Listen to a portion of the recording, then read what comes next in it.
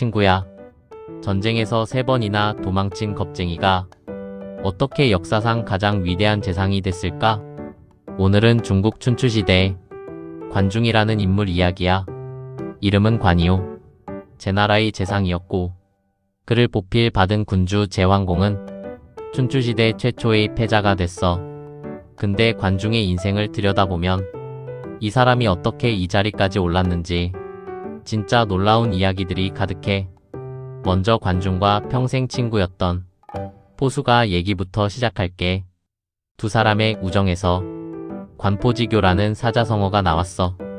근데 원래 이 두 사람은 서로 다른 왕자를 모시면서 극심하게 대립했던 관계였어. 심지어 관중은 포수가가 모시던 공자 소백을 활로 쏴서 죽이려고 했어. 다행히 실패했지만 근데 그 소백이 나중에 제왕공이 된 거야. 자기를 죽이려 했던 사람의 군주가 된 거지. 여기서 포수가의 진짜 인격이 드러나. 포수가는 왕에게 관중을 비난하지 않았어. 오히려 능력이 뛰어나다며 자기 대신 재상으로 적극 추천한 거야. 제왕공은 과거 원한을 접고 관중을 등용하기로 결정했어. 이 두 사람의 우정은 젊은 시절부터 시작됐어. 가난할 때 함께 장사를 했는데 이익이 남으면 늘 관중이 돈을 더 많이 가져갔어. 주변 사람들이 욕하니까 포수가가 이렇게 변호했어. 관중은 욕심쟁이가 아니다. 집에 부양할 늙은 어머니가 계셔서 그렇다. 전쟁터에 나갔을 때도 관중은 패할 것 같으면 3번이나 가장 먼저 도망쳤어. 사람들이 겁쟁이라고 비웃었지만 포수가는 또 이렇게 말했어. 목숨이 아까운 게 아니다. 자기가 죽으면 홀로 남을 어머니 때문이다. 훗날 출세한 관중은 이런 말을 남겼어. 나를 낳아준 건 부모지만 나를 진정으로 알아준 건 포수가다. 이게 바로 관포지교의 진짜 의미야. 이제 관중과 제왕공 사이에 또 다른 흥미로운 일화도 알려줄게. 하루는 제왕공이 사냥을 나갔다가 굶주리고 추위에 떠는 노인을 만났어. 불쌍히 여긴 제왕공은 옷과 음식을 주고 평생 세금을 면제해주겠다고 약속했어. 궁궐로 돌아온 제왕공이 이 일을 관중에게 자랑했어. 근데 관중의 반응이 예상 밖이었어. 정색하며 왕을 질책한 거야. 그건 작은 자비일 뿐 정치가 아닙니다.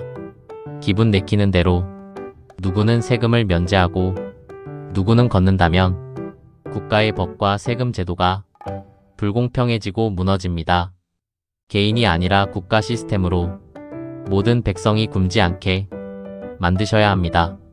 제왕공은 자신의 잘못을 깨닫고 사사로운 은혜 베푸는 걸 멈췄어. 군주의 사소한 은혜가 법을 망친다는 거였어. 또 다른 일화도 있어.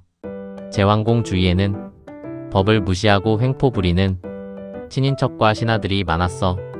관중이 법을 엄격히 집행하려 하자 이들의 반발이 거셌어. 관중은 제왕공에게 가서 이렇게 말했어. 나라의 법이 서지 않는 이유는 위에서 지키지 않기 때문입니다. 저에게 법을 집행할 정권을 주지 않으신다면 저는 재상 자리에서 물러나겠습니다. 제왕공은 관중을 전적으로 신뢰했기에 사법 정권을 위임했어.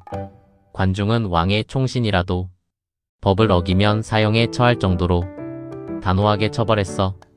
지배층이 고개를 숙이자 백성들은 자발적으로 법을 따르기 시작했어. 법 앞에서는 군주의 친인척도 예외가 없다는 원칙이었어. 이제 관중이 펼친 진짜 천재적인 경제 정책들을 소개할게. 관중은 군사력을 자제하는 대신 무역과 시장 원리만으로 주변 적국을 스스로 항복하게 만들었어. 첫 번째 일화는 백수전쟁이야. 노나라에서 만든 고급 명주실을 백수라고 불렀어. 관중은 제나라 백성들에게 이 명주실로 만든 옷만 입도록 명령했어. 제나라 귀족들이 비싼 값에 명주실을 사들이자 노나라 백성들은 농사를 그만두고 너도 나도 명주실 생산에 매달리기 시작했어. 노나라 경제가 명주실에 100% 의존하게 됐을 때 관중은 전격적으로 교역을 전면 금지했어. 제나라 백성들에게도 실옷을 입지 못하게 했어. 실을 팔 곳이 없어진 노나라는 순식간에 파산했어. 먹을 곡식이 없어 대기근에 시달리다 결국 제나라에 굴복했어. 두 번째는 여우 가죽 전쟁이야. 형나라는 남방의 강국이었어. 관중은 형나라에서만 나는 여우 가죽을 엄청나게 비싼 값에 사들이기 시작했어. 형나라 군주와 백성들은 일확천금을 노리고 농기구 대신 활을 들고 산으로 가서 여우만 잡았어. 농토는 황폐해졌고 곡식 생산량이 급감했어. 이때 관중은 여우 가죽 매입을 전면 중단했어. 그리고 제나라의 곡식 가격을 수십 배로 올렸어. 형나라는 여우 가죽을 가득 쌓아두고도 굶어 죽을 위기에 처했고 결국 제나라의 경제적 속국이 됐어. 세 번째는 사슴 전쟁이야. 관중은 우나라의 특산물인 사슴을 살아있는 채로 가져오면 마리당 거금을 주겠다고 공포했어. 우나라 왕은 사슴은 쓸모없는 짐승인데 제나라가 미쳤구나라며 기뻐했어. 군인들까지 전방 배치를 풀고 사슴 사냥에 동원했어. 우나라 전체가 사슴 사냥에 정신이 팔린 사이 관중은 우나라 주변의 곡식을 모조리 사들여 비축했어. 우나라의 식량 창고가 비고 군사 방어망이 무너진 순간 제나라는 매입을 중단했어. 우나라는 식량을 구하려 했지만 이미 주변 곡식은 제나라가 통제하고 있었어. 결국 군대를 움직여 보지도 못하고 항복했어. 세 나라 모두 피 한 방울 흘리지 않고 경제로 무너진 거야. 관중의 핵심 경제 정책은 크게 네 가지야. 국가 전매제도, 상업 장려와 자유무역, 물가 조절 정책, 화폐 주조와 소비 권장이야. 특히 소금과 철의 생산과 유통을 국가가 직접 통제한 게 핵심이었어. 백성에게 무거운 세금을 걷는 대신 소금과 철 매매로 얻은 이익으로 국가 재정을 확보한 거야. 제나라 수도에 대규모 시장을 열고 외국 상인들이 모여들도록 숙박시설과 편의를 제공했어. 다른 나라 상인들이 마차와 물품 세금도 면제해줬어. 그렇게 제나라는 춘추시대 최고의 물류와 금융 중심지가 됐어. 물가 정책도 똑똑했어. 곡식이 흔해져 가격이 폭락하면 국가가 비싼 값에 사들여 비축했고 흉년이 들어 고가가 폭등하면 비축한 곡식을 싼 값에 풀어서 물가를 안정시켰어. 관중은 이런 명언도 남겼어. 창고가 가득 차야 예절을 알고 먹고 입는 것이 풍족해야 영욕을 안다. 경제적 안정을 먼저 만들어야 도덕과 예절도 따라온다는 실용주의 철학이었어. 외교에서도 관중의 전략은 탁월했어. 존왕양이 천자인 주나라 왕실을 존중하고 이민족을 물리친다는 명분이었어. 주나라를 앞세워서 제나라는 다른 제후국들을 하나로 모으는 명분을 얻었고 중원의 질서를 확립했어.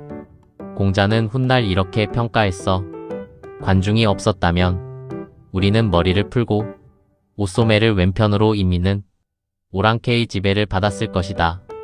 삼국시대 제갈량도 젊은 시절 자신을 관중과 아기에 비유했을 정도로 관중은 후대의 모든 정치가와 지략가의 롤모델이었어.